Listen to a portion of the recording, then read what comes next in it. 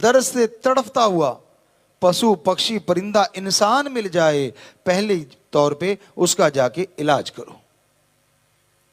दूसरा, कोई बेटी है, आज के समाज के अकॉर्डिंग बड़ा अजीबोगरीब समय आ रहा है, किसी के पास इतना पैसा नहीं, मजबूर है कि बेटी की शादी नहीं कर पा रहा, जाओ उसकी मदद करके बेटी की शादी करवाओ।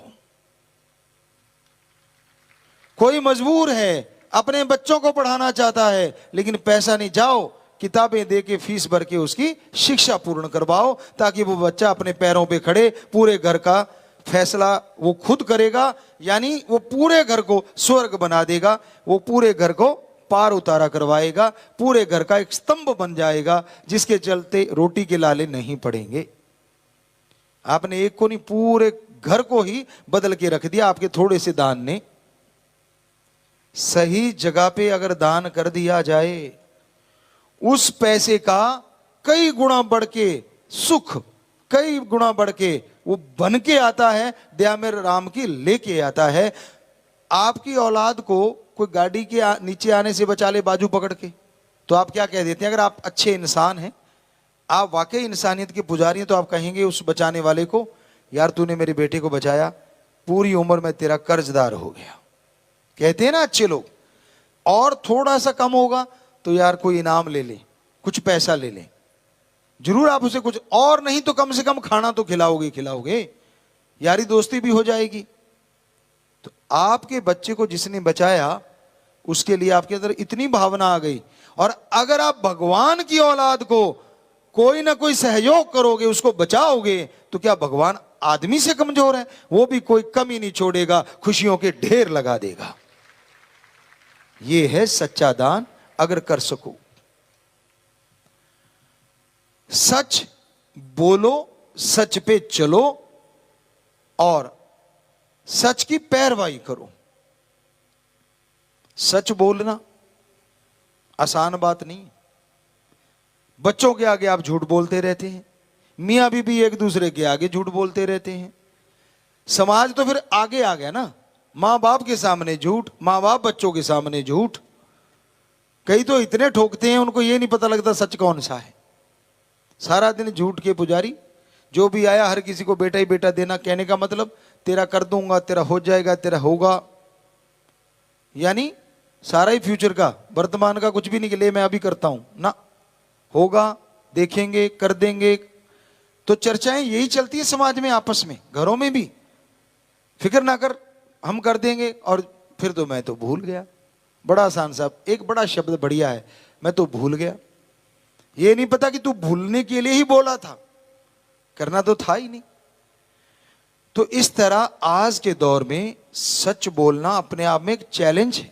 समय आता है, फिर मालिक को बुलाता है, और फिर मालिक को बुलाना नहीं आता, क्योंकि गम, चिंता, टेंशन, परेशानियां इतनी छा जाती हैं। तो इस तरह अगर लगातार सुबह शाम आप रूटीन बना लें, तो शायद भयानक से भयानक कर्म भी आपको भोगने ना पड़े। कई दवाइयां होती हैं, सुबह शाम लेनी पड़ती हैं। डॉक्टर बोलते हैं कि अगर एक बार मिस हो गई तो फिर से नया कोर्स शुरू करना पड़ेगा। राम नाम में भी यही बात है, लगातार सुबह शाम जाप करें। ये अलग बात है, उस दवा का असर नहीं रहता, जबकि राम नाम का असर तो 100% होना है। लेकिन रूटीन अगर आप तोड़ देते हैं, फिर मन जल्दी से रूटीन बनने नहीं देता। घंटा सुबह शाम, आधा घंटा सुबह शाम की जाप करना ही करना है।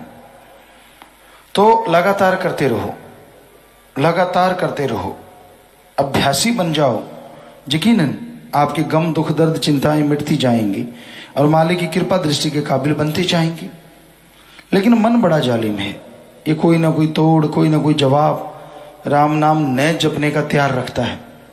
जैसे हमने साथ संगत को बोला कि सुबह पूछा करें, जब भी आप मिलते हैं फर्स्ट टाइम, कि सुना भी आज सुमरण किया कि नहीं, सेवा कैसी चलती है, मालिक से प्यार कैसा। कि जब भी आपस में मिलो नारा लगाओ और फिर ये पूछो। तो एक नई बात निकाल ली कि जी आपने सुमरण किया, कहते मेरा तो मालिक को पता है। बताओ, मतलब मन इतना जालिम है कि बहाने तैयार रखता है। क्यों मालिक को पता है?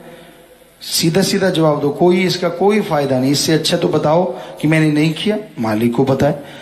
गप पे गप, झूठ पे झूठ। तो ये बड़ी अजीबोगरीब चीजें चल रही हैं कलयुग में कि आदमी सुमन करने से बचता है कि बेदई ने ये तो बड़ा अजीबोगरीब बात कह दी। अब हर सामने वाला पूछेगा सुना भी आज सुमन किया कि नहीं। अब नहीं किया तो शर्म आती है बताते हुए, इसलिए मालिक को पता है। हम गलतियां पूछते हैं, सुना भाई, कई बार सज्जन मिलते हैं, सेवादार मिलते हैं, कोई गलती हुई आपको पता है जी, जानी जानो। हमने कहा हम तो कोई जानी जान नहीं, तेरे से हुई है तो बता दे, तू जानी जान नहीं। आदमी गलती करे उसको खुद को पता ही नहीं कि मेरे से गलती हुई है। मतलब गलती करके भी ना मानना। आम आदमी की बात छोड़ो, जब फकीर गुरु के सामने आदमी नहीं मानता तो कैसे बख्शा जाएगा, कैसे उसे खुशियां मिलेंगी। किसी किसी को ऐसा मौका मिल पाता है, पर बड़े बहाने हैं जी। नहीं जी आप जानो, मेरा तो बस आपको बताइए। बताओ, हमें तो कोई पता नहीं भाई, तेरा खुद को पता नहीं है तेरा। तो ये सारे बहाने नहीं चलते रूहानियत में। अगर आपसे कोई गलती होती है और कभी मौका मिलता है फकीर से बात करने का, और उसमें अगर आप तौबा कर लेते हैं तो यकीनन तार जल्दी जुड़ेगी। और अगर बहानेबाजी मारते रहते हो तो मन हावी रहेगा, आपको खुशियां नहीं मिलेगी। ये ठीक है, अल्लाह वाहिगुरु राम फकीर को बता देते कौन कितने पानी में।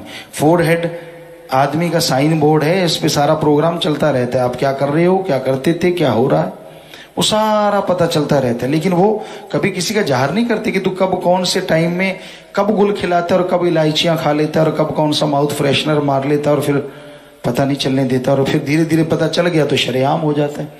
तो संतों को दुख आता है, दर्द आता है कि भाई ये मालिक की रूह है, पता नहीं कितनी खुशियां लेती, पता नहीं कितना परमानंद हासिल कर लेती। क्यों जीवा की, और वो भी कड़वा। उसमें कोई नशा आप करते हैं, ये तो है नहीं कि उसमें बहुत ज्यादा मिठास हो। चलो मीठा भी हुआ, नशा तो नशा है। मीठा जहर खा लोगे क्या? कितना भी मीठा हो क्या आप जहर खा लेंगे? तो भाई कहने का मतलब कोई भी बुरा कर्म ना किया। घोर कलयुग है, बहाने ना बनाओ। आपसे अगर कोई गलती होती है, आप में अगर कोई कमी है, आप खुद बताओ।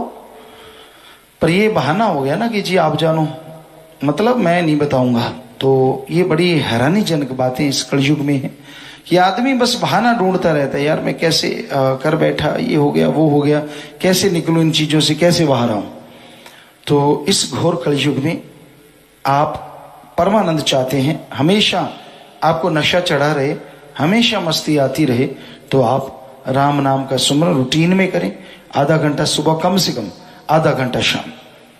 फिर देखिए धीरे धीरे वो नशा आने लगेगा, और जैसे जैसे नशा आएगा आपके चेहरे का नूर बढ़ता जाएगा, अंदर सुरूर बढ़ता जाएगा, गम दुख दर्द चिंताओं से मुक्ति मिलेगी। कैसे मिलती है मुक्ति? वैज्ञानिक तरीके से आपको बताना चाहेंगे। इंसान के अंदर गम दुख दर्द चिंताएं आती हैं, जब एक बात का जवाब अंदर नहीं मिलता तो वो बात बार बार रोटेट होती है, बार बार सर्कल बन जाता है, घूमती रहती है।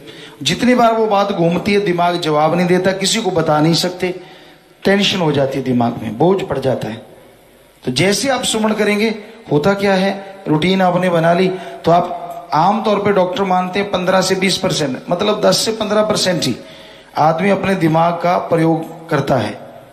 और जैसे आप मेडिटेशन करते हैं, भक्ति करते हैं, तो आप अपने दिमाग का डबल काम में लेने लगते हैं। सीधी सी बात, जो दिमाग में पहले किसी समस्या का जवाब नहीं मिलता, और जब दिमाग डबल काम करने लगता है, उस परेशानी का जवाब आपको अंदर से मिल जाता है, और उस पे चल के आप परेशानियों से आजाद हो जाते हैं। किसी को सलाह लेने की जरूरत नहीं पड़ती।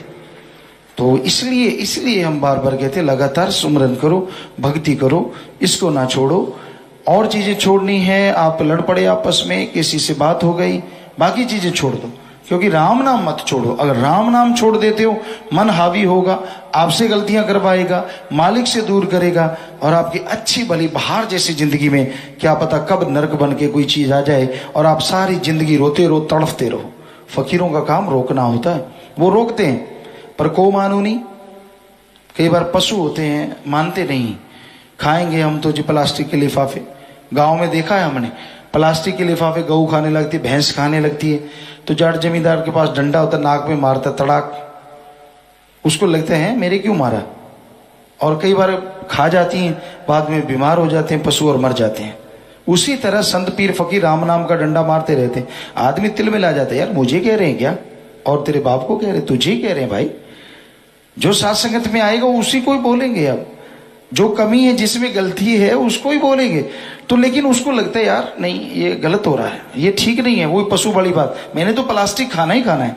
और जैसे प्लास्टिक खाओगे फिर बीमार हो जाओगे और फिर कहोगे यार कोई प्रसाद ही मिल जाए, यार कोई वचन ही हो जाए। पहले वचन मानना नहीं, कम से कम अगर पहले मान लो, शायद बाद में वचन करवाने की जरूरत ना पड़े। अच्छे के लिए वचन करवाओ और ज्यादा खुशियों से माला माल हो जाए। ਧੰਨ ਧੰਨ ਸਤਿਗੁਰੂ ਤੇਰਾ ਹੀ ਆਸਰਾ। ਗੁਰੂ ਜੀ ਦੀ ਪਿਆਰੀ ਸੰਗਤ ਨੂੰ ਨਿਵੇਦਨ ਕੀਤਾ ਜਾਂਦਾ ਹੈ ਕਿ ਹਰ ਰੋਜ਼ ਸਤਸੰਗ ਸੁਣਨ ਦੇ ਲਈ ਸਾਡੇ ਚੈਨਲ ਡੇਰਾ ਸੱਚਾ ਸੌਦਾ ਨੂੰ ਸਬਸਕ੍ਰਾਈਬ ਕਰ ਲੈਣਾ ਜੀ।